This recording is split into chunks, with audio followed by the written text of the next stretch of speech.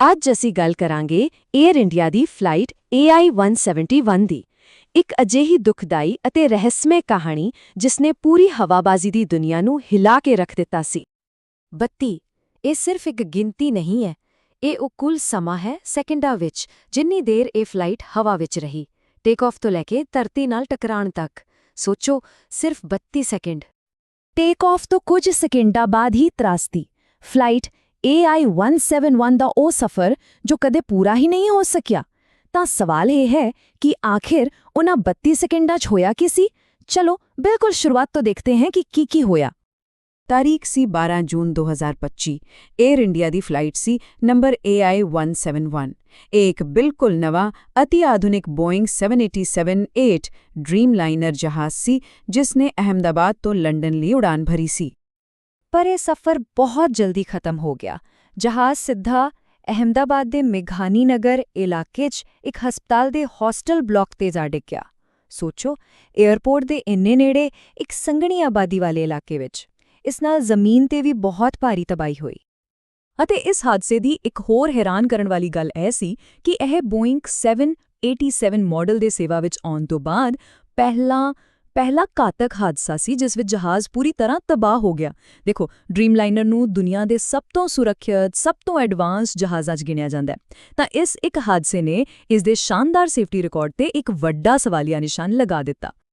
ਮਨੁੱਖੀ ਨੁਕਸਾਨ, ਹਵਾ ਅਤੇ ਜ਼ਮੀਨ ਦੋਵਾਂ ਤੇ ਇੱਕ ਵੱਡੀ ਤਬਾਹੀ।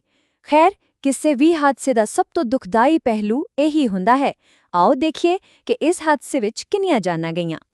ਜਹਾਜ਼ ਤੇ ਕੁੱਲ 242 ਲੋਕ ਸਵਾਰ ਸਨ, ਯਾਤਰੀ ਅਤੇ ਕਰੂ ਮੈਂਬਰ ਮਿਲਾ ਕੇ। ਉਹਨਾਂ ਵਿੱਚੋਂ 241 ਲੋਕਾਂ ਦੀ ਜਾਨ ਚਲੀ ਗਈ। ਪਰ ਇਹ ਤਰਾਸਦੀ ਸਿਰਫ ਹਵਾ ਤੱਕ ਸੀਮਿਤ ਨਹੀਂ ਸੀ, ਕਿਉਂਕਿ ਜਹਾਜ਼ ਇੱਕ ਰਿਹਾਇਸ਼ੀ ਇਲਾਕੇ ਵਿੱਚ ਡਿੱਗਿਆ ਸੀ। ਜ਼ਮੀਨ ਤੇ ਵੀ 19 ਬੇਕਸੂਰ ਲੋਕ ਮਾਰੇ ਗਏ। ਇੰਨੀ ਵੱਡੀ ਤਬਾਹੀ ਦੇ ਵਿਚਕਾਰ ਇੱਕ ਚਮਤਕਾਰ ਹੋਇਆ। ਪੂਰੇ ਜਹਾਜ਼ ਵਿੱਚੋਂ ਸਿਰਫ ਇੱਕ ਇਨਸਾਨ ਜ਼ਿੰਦਾ ਬਚਿਆ। ਉਸ ਦਾ ਨਾਮ ਸੀ ਵਿਸ਼ਵਾਸ ਕੁਮਾਰ ਰਮੇਸ਼, ਪੂਰੀ ਫਲਾਈਟ ਵਿੱਚੋਂ ਇਕਲੌਤਾ ਬਚਣ ਵਾਲਾ। ਇੱਕ ਅਜਿਹਾ ਨਾਮ ਜੋ ਇਸ ਘੋਰ ਹਨੇਰੇ ਵਿੱਚ ਉਮੀਦ ਦੀ ਇੱਕ ਛੋਟੀ ਜਿਹੀ ਕਿਰਨ ਵਾਂਗ ਸੀ। ਅਗਲਾ ਸਵਾਲ ਸੀ, ਕਿਉਂ? ਜਾਂਚਕਰਤਾਵਾਂ ਨੂੰ ਇੱਕ ਅਹਿਮ ਸੁਰਾਗ ਮਿਲਿਆ। ਆਓ ਦੇਖੀਏ ਕਿ ਮੁੱਢਲੀ ਜਾਂਚ ਤੋਂ ਕੀ ਪਤਾ ਲੱਗਿਆ ਜਿਸ ਨੇ ਇਸ ਪੂਰੇ ਮਾਮਲੇ ਨੂੰ ਹੋਰ ਵੀ ਉਲਝਾ ਦਿੱਤਾ। ਜਾਂਚ ਵਿੱਚ ਜੋ ਸਭ ਤੋਂ ਪਹਿਲੀ ਤਕਨੀਕੀ ਗੱਲ ਸਾਹਮਣੇ ਆਈ ਉਹ ਸੀ ਥਰਸਟ ਲਾਸ। ਇਸ ਦਾ ਸਿੱਧਾ ਮਤਲਬ ਹੈ ਕਿ ਜਹਾਜ਼ ਦੇ ਇੰਜਨਾਂ ਦੀ ਪਾਵਰ ਅਚਾਨਕ ਖਤਮ ਹੋ ਗਈ, ਯਾਨੀ ਇੰਜਨਾਂ ਨੇ ਕੰਮ ਕਰਨਾ ਹੀ ਬੰਦ ਕਰ ਦਿੱਤਾ, ਜਿਸ ਕਰਕੇ ਜਹਾਜ਼ ਉੱਪਰ ਚੜ੍ਹਨ ਦੀ ਬਜਾਏ ਹੇਠਾਂ ਡਿੱਗ ਪਿਆ। ਤਾਂ ਫਿਰ ਸਵਾਲ ਸੀ, ਇੰਜਨਾਂ ਨੇ ਕੰਮ ਕਰਨਾ ਕਿਉਂ ਬੰਦ ਕੀਤਾ? ਭਾਰਤ ਦੀ AAIB ਯਾਨੀ 에ਅਰਕ੍ਰਾਫਟ ਐਕਸੀਡੈਂਟ ਇਨਵੈਸਟੀਗੇਸ਼ਨ ਬਿਊਰੋ ਨੇ ਆਪਣੀ ਜਾਂਚ ਵਿੱਚ ਪਾਇਆ ਕਿ ਦੋਵਾਂ ਇੰਜਨਾਂ ਨੂੰ ਫਿਊਲ ਯਾਨੀ ਕਿ ਈਂਧਨ ਮਿਲਣਾ ਹੀ ਬੰਦ ਹੋ ਗਿਆ ਸੀ। ਇੰਜਨ ਬਿਨਾਂ ਈਂਧਨ ਦੇ ਚੱਲ ਨਹੀਂ ਸਕਦੇ। ਪਰ ਅਸਲ ਸਵਾਲ ਇਹ ਸੀ ਕਿ ਈਂਧਨ ਦੀ ਸਪਲਾਈ ਰੁਕੀ ਕਿਉਂ?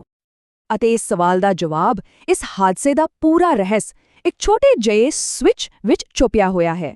ਇਸ ਨੂੰ ਕਹਿੰਦੇ ਹਨ ਫਿਊਲ ਕੰਟਰੋਲ ਸਵਿਚ। ਦੇਖੋ, ਜਦੋਂ ਜਹਾਜ਼ ਉੱਡ ਰਿਹਾ ਹੁੰਦਾ ਹੈ ਤਾਂ ਇਸ ਸਵਿਚ ਰਨ ਪੋਜੀਸ਼ਨ ਤੇ ਹੁੰਦਾ ਹੈ ਤਾਂ ਜੋ ਇੰਜਨ ਨੂੰ ਲਗਾਤਾਰ ਫਿਊਲ ਮਿਲਦਾ ਰਹੇ। ਦੂਜੀ ਪੋਜੀਸ਼ਨ ਹੈ ਕੱਟ ਆਫ। ਇਹ ਐਮਰਜੈਂਸੀ ਲਈ ਹੈ, ਜਦੋਂ ਫਿਊਲ ਦੀ ਸਪਲਾਈ ਤੁਰੰਤ ਰੋਕਣੀ ਹੋਵੇ। ਅਤੇ ਜਾਂਚ ਦਾ ਸਭ ਤੋਂ ਹੈਰਾਨ ਕਰਨ ਵਾਲਾ ਖੁਲਾਸਾ ਇਹੀ ਸੀ। ਰਿਪੋਰਟ ਮੁਤਾਬਕ ਟੇਕ ਆਫ ਤੋਂ ਸਿਰਫ ਕੁਝ ਸੈਕਿੰਡਾਂ ਬਾਅਦ ਇਹ ਫਿਊਲ ਕੰਟਰੋਲ ਸਵਿਚ ਅਚਾਨਕ ਆਪਣੇ ਆਪ ਹੀ ਰਨ ਤੋਂ ਕੱਟ ਆਫ ਪੋਜੀਸ਼ਨ ਤੇ ਚਲੇ ਗਏ। ਇਹ ਬਿਲਕੁਲ ਵੀ ਆਮ ਗੱਲ ਨਹੀਂ ਸੀ ਅਤੇ ਇਹੀ ਇਸ ਭਿਆਨਕ ਹਾਦਸੇ ਦਾ ਕਾਰਨ ਬਣਿਆ। ਤਾਂ ਹੁਣ ਸਭ ਤੋਂ ਵੱਡਾ ਸਵਾਲ ਇਹੋ ਹੈ, ਇਹ ਸਵਿਚ ਹਿੱਲੇ ਕਿਵੇਂ? ਆਪਣੇ ਆਪ ਕੱਟ ਆਫ ਪੋਜੀਸ਼ਨ ਤੇ ਕਿਵੇਂ ਚਲੇ ਗਏ? ਕੀ ਇਹ ਕੋਈ ਮਕੈਨੀਕਲ ਖਰਾਬੀ ਸੀ ਜਾਂ ਕੋਈ ਇਨਸਾਨੀ ਭੁੱਲ ਜਾਂ ਫਿਰ ਕੁਝ ਹੋਰ ਹੀ ਸੀ? ਅਤੇ ਇੱਥੇ ਹੀ ਇਹ ਹਾਦਸਾ ਹਵਾਬਾਜ਼ੀ ਦਾ ਇੱਕ ਵੱਡਾ ਰਹੱਸ ਬਣ ਜਾਂਦਾ ਹੈ। ਕਈ ਅਜਿਹੇ ਸਵਾਲ ਹਨ ਜਿਨ੍ਹਾਂ ਦੇ ਜਵਾਬ ਅੱਜ ਤੱਕ ਨਹੀਂ ਮਿਲੇ। ਜਾਂਚ ਏਜੰਸੀਆਂ ਕਈ ਪਹਿਲੂਆਂ ਤੇ ਕੰਮ ਕਰ ਰਹੀਆਂ ਹਨ।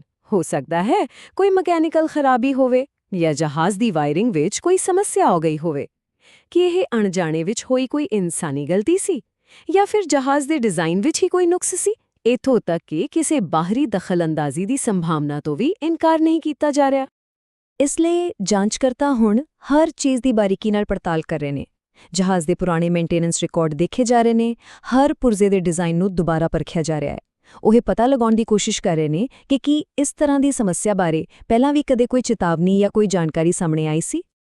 ਅਤੇ ਅੰਤ ਵਿੱਚ ਇਹ ਹਾਦਸਾ ਸਾਨੂੰ ਸਾਰਿਆਂ ਨੂੰ ਇੱਕ ਬਹੁਤ ਵੱਡੇ ਅਤੇ ਗੰਭੀਰ ਸਵਾਲ ਨਾਲ ਛੱਡ ਜਾਂਦਾ ਹੈ ਕਿ ਇੱਕ ਇੰਨਾ ਆਧੁਨਿਕ, ਇੰਨਾ ਐਡਵਾਂਸ ਜਹਾਜ਼ ਇੰਨੀ ਜਲਦੀ, ਇੰਨੀ ਭਿਆਨਕ ਤਰ੍ਹਾਂ ਫੇਲ ਕਿਵੇਂ ਹੋ ਸਕਦਾ ਹੈ? ਸਿਰਫ 32 ਸੈਕਿੰਡਾਂ ਵਿੱਚ ਅਸਮਾਨ ਤੋਂ ਜ਼ਮੀਨ ਤੇ ਕਿਵੇਂ ਆ ਸਕਦਾ ਹੈ? ਇਹ ਸਵਾਲ ਸਿਰਫ ਇਸ ਇੱਕ ਫਲਾਈਟ ਬਾਰੇ ਨਹੀਂ, ਬਲਕਿ ਹਵਾਈ ਸਫ਼ਰ ਦੇ ਭਵਿੱਖ ਅਤੇ ਸਾਡੀ ਸਾਰਿਆਂ ਦੀ ਸੁਰੱਖਿਆ ਬਾਰੇ ਹੈ।